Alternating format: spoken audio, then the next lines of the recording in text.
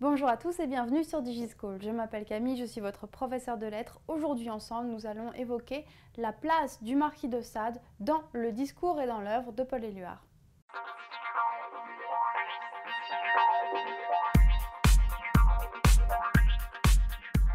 Vous le savez, les surréalistes ont pris la défense du marquis de Sade. Le marquis de Sade fait partie des écrivains maudits comme le comte de Lautréamont que les surréalistes estiment injustement oubliés, injustement non publiés et pour lesquels ils vont se battre pour les réhabiliter, pour les publier de nouveau, etc. Bon, par exemple, André Breton, dès le manifeste du surréalisme en 1924, écrit « Sade est surréaliste dans le sadisme ». Les surréalistes se réapproprient l'œuvre de Sade et se battent pour qu'il soit plus lu, pour qu'il soit plus connu, pour qu'on aille au-delà des clichés.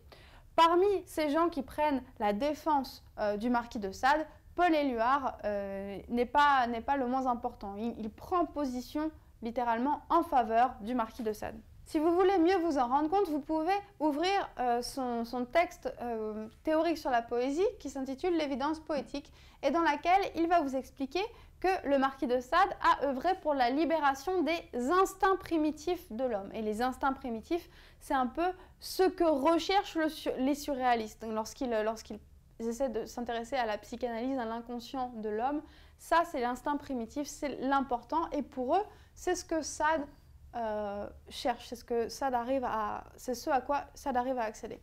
Sade a voulu redonner à l'homme civilisé la force de ses instincts primitifs. Il a voulu délivrer l'imagination amoureuse de ses propres objets. Donc c'est bien ça, hein, délivrer l'imagination amoureuse. Et c'est ce que veulent faire les surréalistes aussi lorsqu'ils essayent de faire tomber les barrières sociales qui veulent que l'amour soit forcément au sein d'un couple hétérosexuel, au sein de seulement deux personnes. Les surréalistes aussi veulent faire tomber ces barrières, ils veulent délivrer l'imagination amoureuse. Il a cru que de là, et de là seulement, naîtrait la véritable égalité. Donc pour Paul Éluard, Sade est également quelqu'un qui cherche l'égalité entre les hommes. Et c'est évidemment le sens de l'engagement politique de Paul Éluard. Il ne faut pas oublier ça.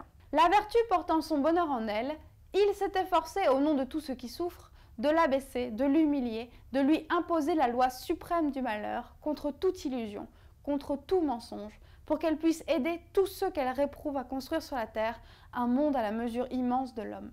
La morale chrétienne, avec laquelle il faut souvent, avec désespoir et honte, s'avouer qu'on n'est pas prêt d'en finir, est une galère.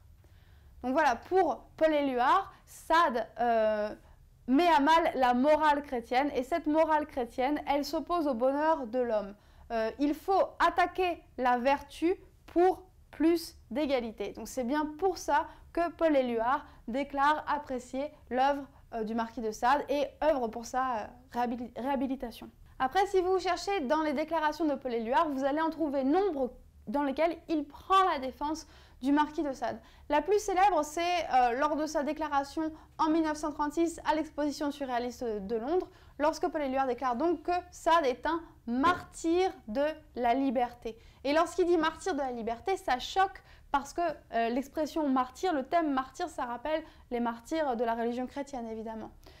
C'est vrai, cela dit, que le marquis de Sade était un martyr de la liberté dans la mesure où il a été emprisonné de son vivant en raison de ses pratiques érotiques transgressives.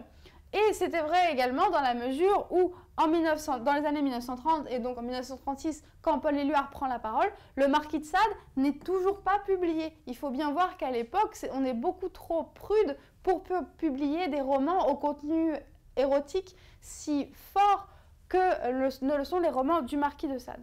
Bon, évidemment, quand Paul Éluard dit ça en 1936, ça fait un scandale. Évidemment, certains critiques, certains commentateurs s'interrogent sur cette position de Paul Éluard par rapport au marquis de Sade. Il faut bien vous rappeler que le marquis de Sade met quand même en scène des personnages féminins humiliés, victimisés, tués parfois par des hommes pour le plaisir sexuel de ces hommes. Et si on se souvient de ça, et si on pense un petit peu à la conception de la femme dans l'œuvre de Paul Éluard, on voit que ça n'a rien à voir, parce que la femme dans l'œuvre de Paul Éluard, elle est respectée, elle est aimée, elle est belle. Il n'y aurait jamais... le poète ou l'homme dans la poésie de Paul Éluard ne penserait pas à atteindre le plaisir sexuel en faisant souffrir la femme. Je cite ici Denis Labbé dans son ouvrage à propos des mains libres qui a été publié aux éditions Ellipse, collection 44. La vision de la femme de Sade est éloignée de celle d'Éluard et des autres poètes du mouvement.